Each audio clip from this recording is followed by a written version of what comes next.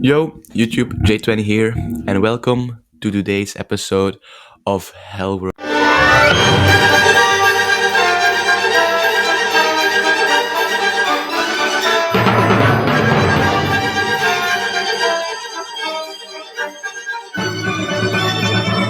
And first, I have something to say about myself.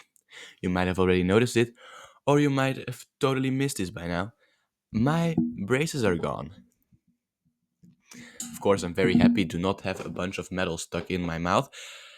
And I, of course, for you guys, took a live reaction as soon as I got home. Yo, YouTube. I just got home from getting my braces out, so I have no braces anymore. Look how clean. My teeth are way too smooth, but here are my teeth before I got here are my teeth before I got the braces. Look at this, it's crooked all the way. Now look, is it a globe or a glow down, guys? Because actually come closer. Wait, you can't see it really good, but I think it's a glow up. Right. I need to keep this for 10 years in this paper. I don't know why. They just said keep this shit for 10 years. And in that live reaction, I wanted to show you guys the before and after. But because my camera quality is of such a high in performance, you could not see this. So therefore, for to show you guys that braces do have an effect, even though I denounced this a multitude of times, here is the before and here is the after. Now, I wore braces for 1.5 years, and even though that might seem like a very short time, I first wore a bracket for 1 year for correcting my bite, because apparently I was running around like this. So I needed to correct my bite first. But of course, this isn't the most prominent news of today's episode. We have a lot to talk about today, so I would say let's get on with it. So, for the first part of this video, we need to travel to California, more specifically LA, where a wildfire has been raging on since the 7th of January. Now, making a literal burning hell from the neighborhoods around Hollywood is reason enough to come into the hell world, but the internet, as the internet does, made it way worse. More specifically, recently a lot of conspiracy theories has been starting to come out of nowhere, putting the legitimacy of the wildfire into question. One such conspiracy theories state that this fire was not caused naturally, but ignited by the California or LA government. You may ask, why? Well, the LA has been looking for building a new futuristic part of their city on the grounds that accidentally are in flames right now, and California wants to build a high-speed railway throughout the state. These people who claim these conspiracies are true, they say that it is likely because these fires are suspiciously on the parts where LA and California want to build. Now, they say that this is likely, and because, first of all, it's on the same place, which is logical if you look, because there is a forest there, and forests tend to burn a lot in wildfires. But most importantly, they say because of these fires, those lands get cheap, and the governments can purchase these lands for cheap, making their projects a lot cheaper. Welcome to capitalism. Now, it became even worse when Mel Gibson went on live TV on Fox News and stated something might be wrong with this fire, making sure the conspiracies wouldn't stop, or maybe even making them worse. Another one of these conspiracy theories states something that might be a million times more crazy, but if proven true, a million billion times worse. It states that this fire was put on by somebody trying to make the evidence that can be used to persecute someone with the name of Sean P. Diddy. They state that this fire was put on by somebody who wants to save Sean P. Diddy. Now, not only is there then someone or some people, multitude of people, crazy enough to put so many lives in danger, putting on a fucking huge wildfire, that's crazy on its own, but they're doing it to defend a criminal who has been allegedly committing crimes, unspeakable things I can't even imagine on YouTube. But they're doing it by burning down his house and everything he owns. Now that's a bit contradicting, isn't it? Because if you burn the evidence and he gets speaking free because of like evidence, he gets to go home to a burned piece of land. You're not saving him. Come on, guys. Think. Think. Now, these conspiracy theories, aren't the only thing that the internet produces. And yes, just to be clear, these are only the two craziest or the two worst. There are a billion out there. AI once again starts to mingle itself in the internet's affairs because AI videos have surfaced, from example, the Hollywood sign on fire, sparking unrest in California. Not only California, California and the US and the world at large. Another interesting thing in the United States of America that happened is on the 20th of January. President elect Donald J. Trump was sworn in at an inauguration this Monday. Now, this was an historical day, as this is the first ever time a Republican president is inaugurated for a non consecutive second term. And I, of course, watched it live as it all unfolded. And it was a lot. So let's get over it together, shall we? The first interesting thing was at 10 a.m. local time when Donald J. Trump arrived at the White House to have a quite frankly typical morning tea that takes place before the inauguration together with President Biden. Now, even though President Donald J. Trump didn't allow Biden this favor, they both stated that this was an important tradition to uphold. What's even more interesting, arguably, is what happened when Donald J. Trump arrived. He arrived, stepped out of the car, and Biden said very gently, "Welcome home, Mr. President."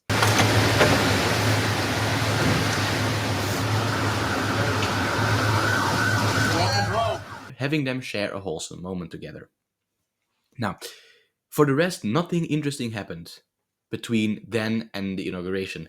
It was only when the guests started arriving something weird caught my eye. Now, I'm gonna show you a photo of a few guests, and I wanna know if you also see this weird thing that happened. Indeed, it's the wife of Jeff Bezos. What the hell is she wearing? What the hell is she wearing? And I know this is a bit of drama and it doesn't really matter, but it's a piece of lingerie. She has a vest and underwear. That's it. What? She looks more like a peace star than somebody who is invited to an inauguration.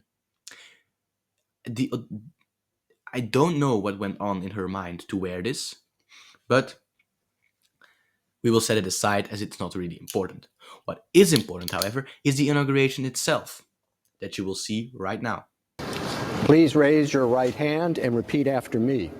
I, Donald John Trump, do solemnly swear I, Donald John Trump, do solemnly swear that I will faithfully execute that I will faithfully execute the office of President of the United States the office of President of the United States and will, to the best of my ability, and will, to the best of my ability, preserve, protect, and defend preserve, protect, and defend the Constitution of the United States. the Constitution of the United States. So help me God. So help me God. Congratulations, Mr. President.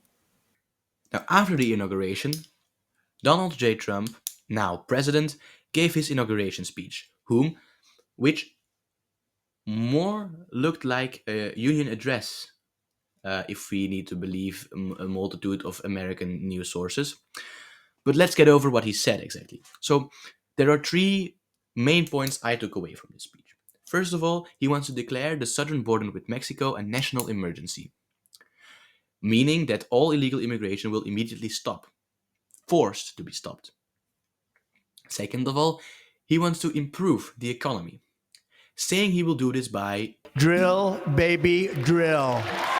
And third, he wants, and I was surprised by this because they were never in his campaign, was there never said a word about this. He wants to take serious steps towards, quote, putting the stars and the stripes on the surface of Mars. Now, this is all very exciting, but it's not the only thing he said. He also said some things I might disagree with. For example, the fact that he wants the American government to only recognize two genders, male and female. I only agree with this half. For example, I think we should only teach these two in school, but do accept them as real, as other genders do accept as the real genders. Now, once again, that aside, to summarize his speech, and I didn't go over every topic, I highly recommend you just watch his speech.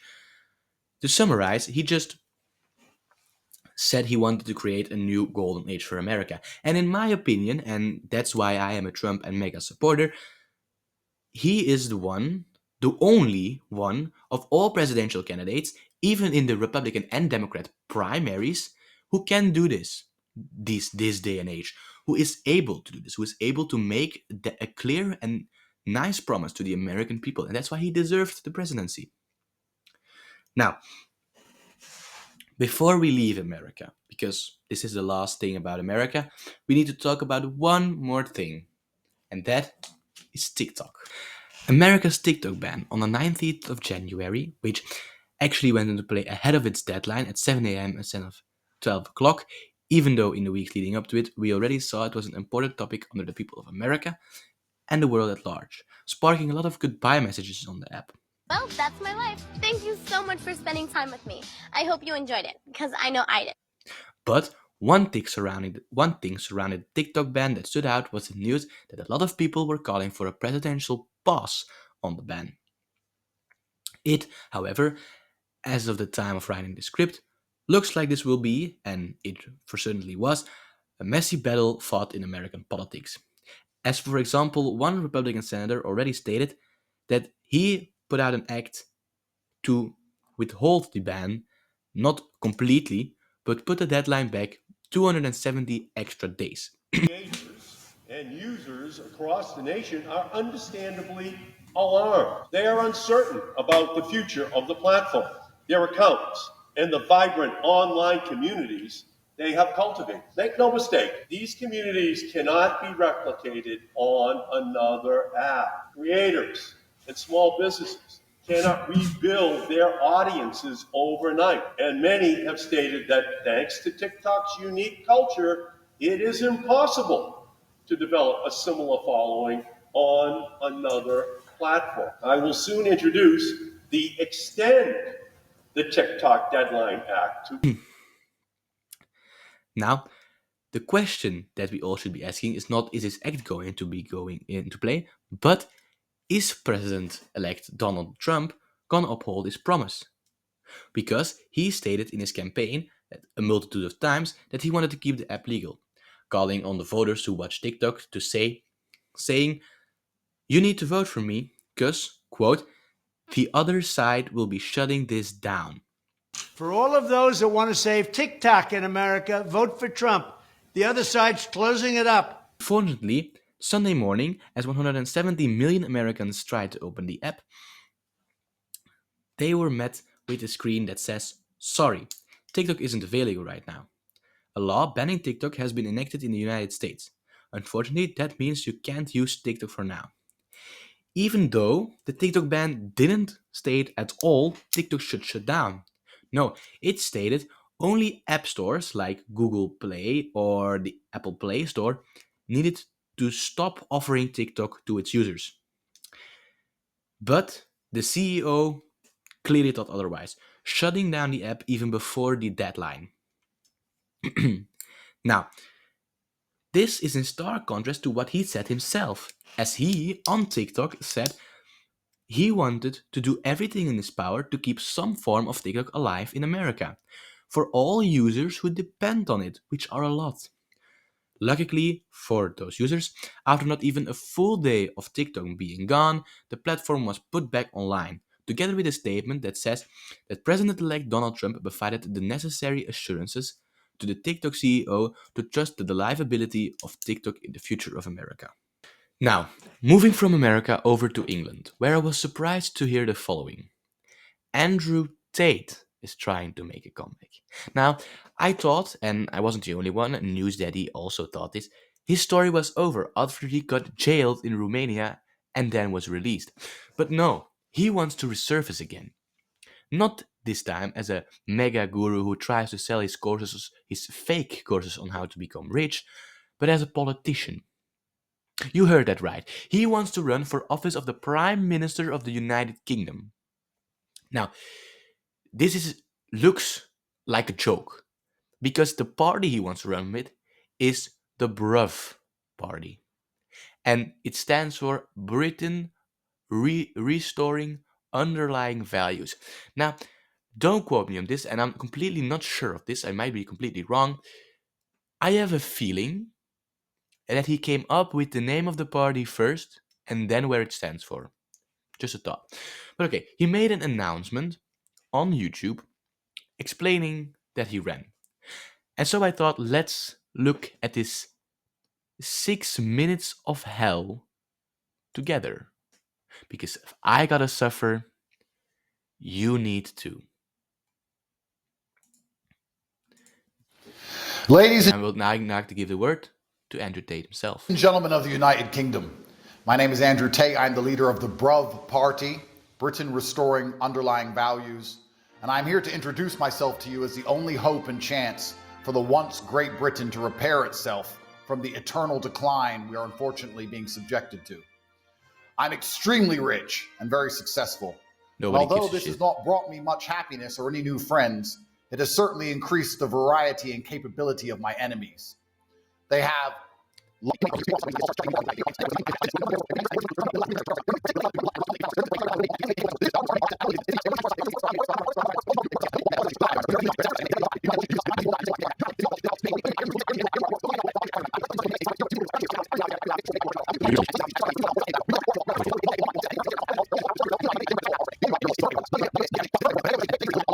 You can download the manifesto at votebruv.co.uk for free, and you will be able to see exactly how I intend to fix the UK. If I do not implement my manifesto, We're 4 minutes in. I've seen enough. I didn't say a lot during his speech, but I hope you saw at my face how, one, disgusted I am, surprised, and genuinely just blown away by his stupidity. Now, I did make up my mind before this video. He said so much bullshit. All right?